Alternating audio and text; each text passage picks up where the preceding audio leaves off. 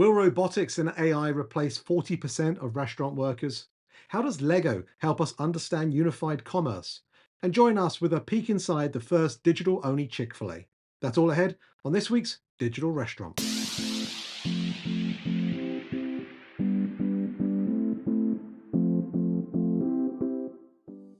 The digital restaurant works like this. We're going to ask each other 5 questions about headlines that affect the worlds of restaurants, off-premise, and technology, that in some way tie back to our book series, Delivering the Digital Restaurant. Are you ready? Let's go.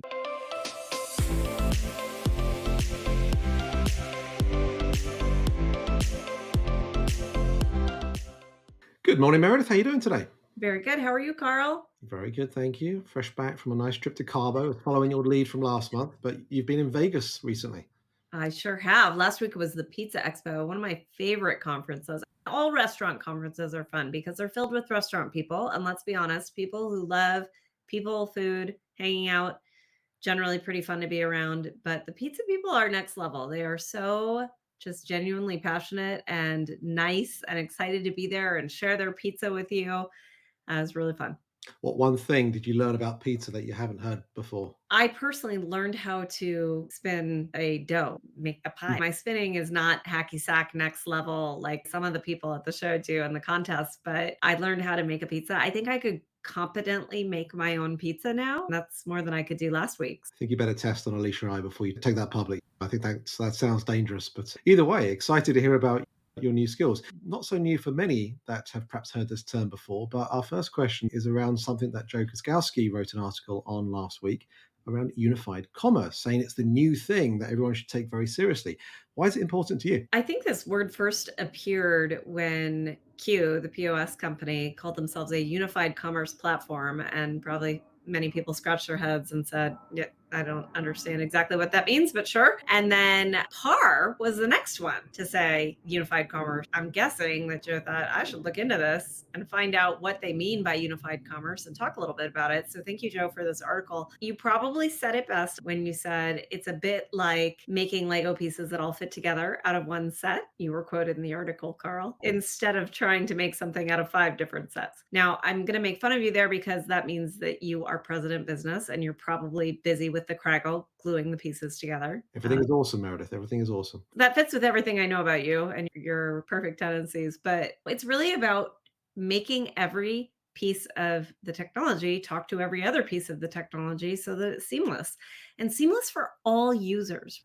I think a lot of attention has been paid to the consumer front end recently, trying to figure out how to make sure that loyalty points are available across all different channels, trying to make sure that the consumer is known, which even with loyalty programs is not necessarily all the time. Restaurants have really struggled to get in-store recognition of consumers, but that's really where the focus has been. And a true unified commerce platform would carry that all the way through the experience, whether it's from order through to fulfillment, so the consumer through to whoever's handing off the food at the back end, whether it be a delivery driver or an employee, but also top to bottom, right? From the order all the way through to the back of the house so that everything's translating and having all of that data shared in one place, having it all talk to each other.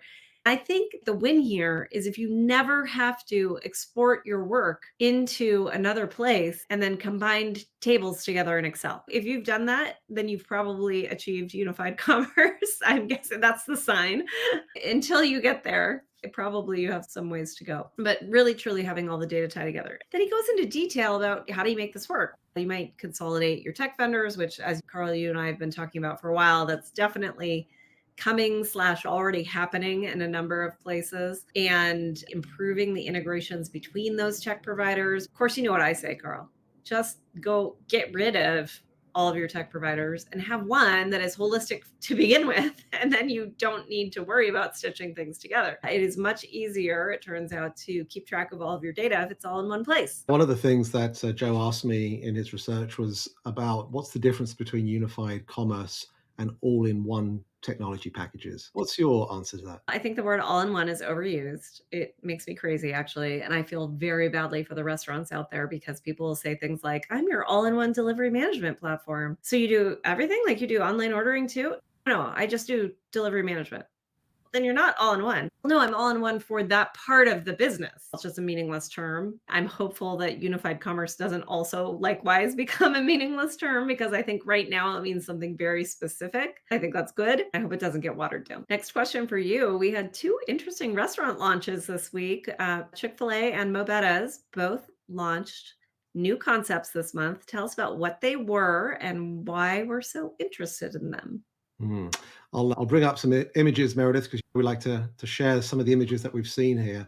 Because Chick-fil-A have been innovating as ever. They're always innovating, aren't they, in the fast food space? And this is their first ever mobile pickup restaurant. I think it's going to be in New York City. And look, it's another testament to the brand's adaptive strategy, right? In response to this rising amount of digital orders that we're seeing. They've got a bunch of photos here that I'll take you through just so that you can see, for those of you watching us on YouTube. Look, they've always been on the front end. They sit in our top 5 of restaurant brands and the stuff that we talk about all the time. But I guess by foregoing traditional dining spaces and focusing exclusively on delivery, mobile orders, they're not just responding to things like just convenience and efficiency, but they're also really pioneering the way in which restaurants should think about digitally integrated restaurant models.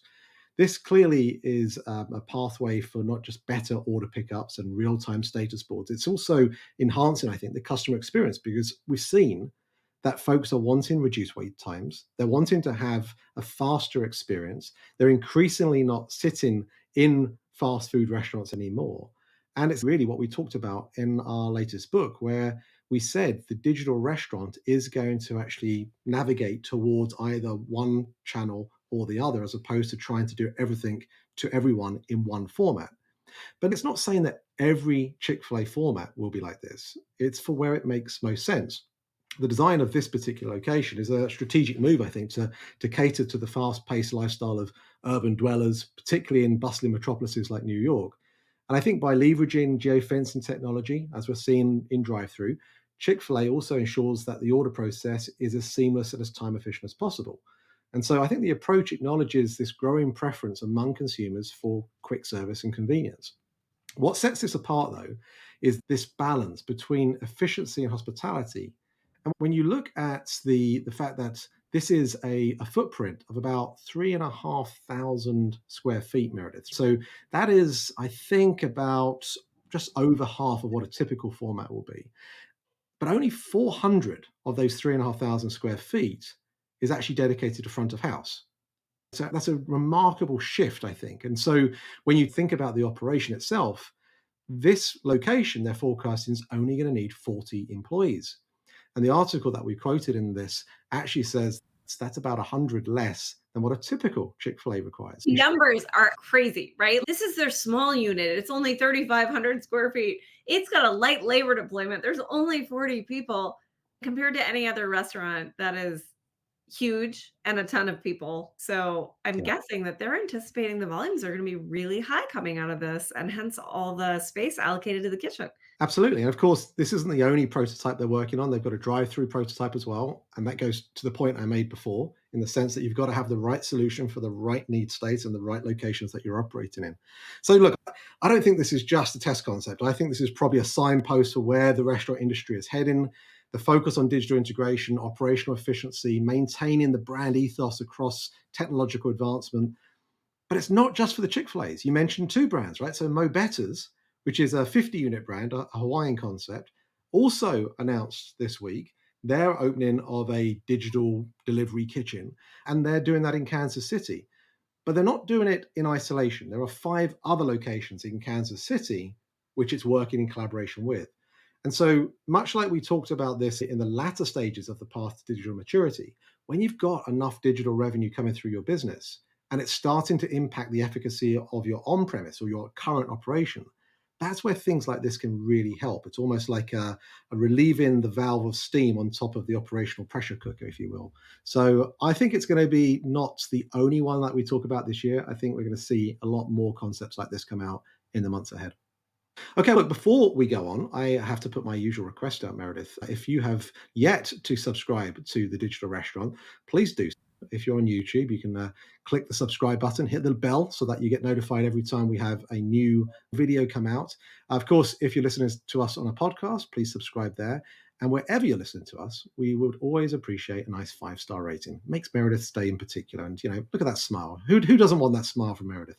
All right, question 3. This is an interesting one. Peter Backman and his newsletter, The Delivery World, was sent through to us. And we thought it was interesting because it talked about the differences between smaller restaurants and bigger restaurants and how they work together in terms of paying for basically this delivery ecosystem to work. Can you tell us a bit more about that?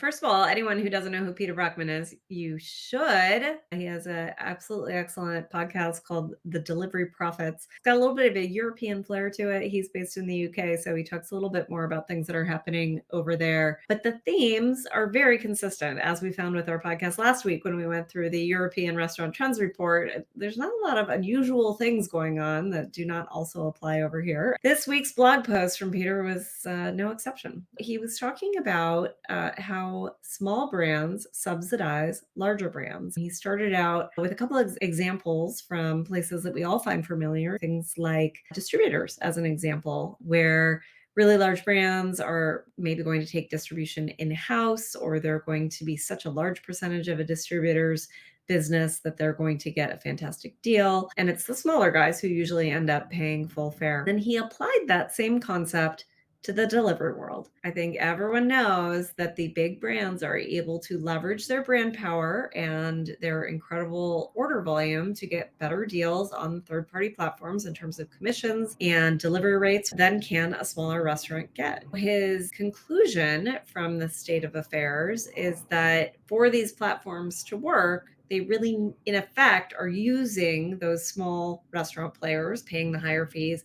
to subsidize those larger ones that are paying lower fees, which I think is a very interesting way to look at it, right? We tend to look at their blended profitability, which they're starting to get close to, and we don't really break it down that way. Peter broke it down for us. It raises a lot of questions, probably questions that our small restaurant friends, our indie friends have had the whole time, but nevertheless, paints it black and white. Okay, Carl, you and your futurist hat, 10 to 40% of restaurant workers be replaced by AI. It's a huge employer. It's the second largest private employer in the United States. So that would be a pretty big deal if it got affected that much. Yeah, it's an article that CNN was referring to in reference to a White House report. And there's a number of things on this, of course. It's a sensationalist headline to get us into this topic. And I'm going to play a video because there's a couple of things that I think are important for us to take context before asking that question. The first part of this video is NVIDIA's CEO recently talking at a conference about why their new chips are enabling greater level of depth perception. And that's opened up a new suite of capabilities when it comes to robotics across not just restaurants, but all sectors, in particular manufacturing. And then what follows his few words there is then a demo from a company called Figure 8 that's working with ChatGPT and OpenAI functionality to enable a humanoid robot to follow some commands using the capability that the CEO was mentioning before. So let's watch that first and we'll chat about it afterwards. Pre-programmed. They're either following rails on the ground, digital rails, or they'd be following April tags. But in the future, they're going to have perception. And the reason why you want that is so that you could easily program it. You say, would you like to go from point A to point B? And it will figure out a way to navigate its way there. So by only programming waypoints, the entire route could be adaptive. So we have the world's first CUDA-accelerated motion planner that is geometry aware. You put something in front of it, it comes up with a new plan and articulates around it. It has excellent perception for pose estimation of a 3D object. Not its pose in 2D, but its pose in 3D. So it has to imagine what's around and how best to grab it. Hey, Figure 1, what do you see right now? I see a red apple on a plate in the center of the table, a drying rack with cups and a plate, and you standing nearby with your hand on the table. Great, can I have something to eat? Sure thing.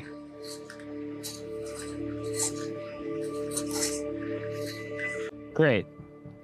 Can you explain why you did what you just did while you pick up this trash? On it. So I gave you the apple because it's the only edible item I could provide you with from the table. Great. Based on the scene right now, where do you think the dishes in front of you go next? The dishes on the table, like that plate and cup, are likely to go into the drying rack next. Great. Can you put them there? Of course.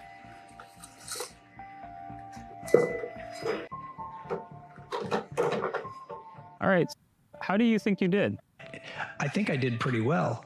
The apple found its new owner, the trash is gone, and the tableware is right where it belongs. I agree. Thanks, Figure One. You're welcome. Wow. That's almost like something out of Hollywood. That I would say that guy needs to get better at saying please and thank you, because you don't want to be rude to these things. They could be bossing us around one day.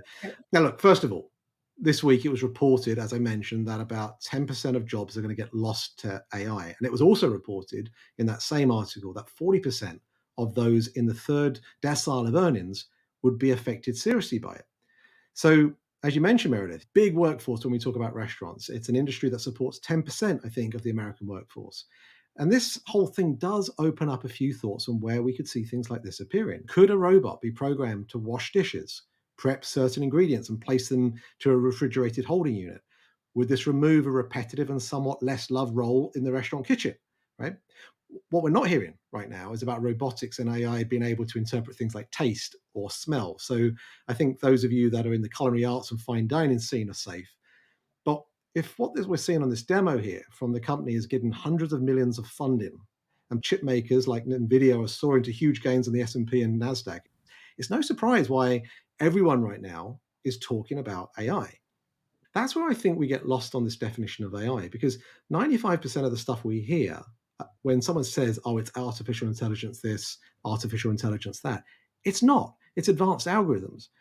But when you can use AI to help support interpretation of facts, interpret a visual environment around you, and then with that knowledge, adapt actions to accommodate those facts and environments, that's where I think we're going to really see AI come to the fore. This is where I think there's a big difference between what we often turn towards when we think of a Flippy, the robot burger maker, and where we see the next generation of AI-enabled robotics and where it's going to take us.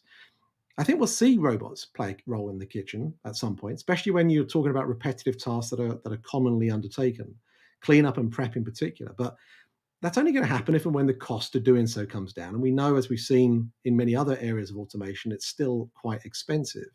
And I think we're probably a few good years away from being able to see it. But what the NVIDIA CEO was also in the news on was saying, don't teach your kids programming, teach them prompt engineering. And what prompt engineering is about how you clearly articulate what you want when you want it, in the same way as you heard the guy speak to the robot there with very clear instructions. And I don't know about you, Meredith, but when I speak to an Alexa or a Google Home or an Apple Siri, if you get it wrong, then you get some very weird results. And so I think what we'll find is that humans are still going to play a role in initially training and setting up the robotics to learn and understand a process, but then also prompt them to do the things when they're required.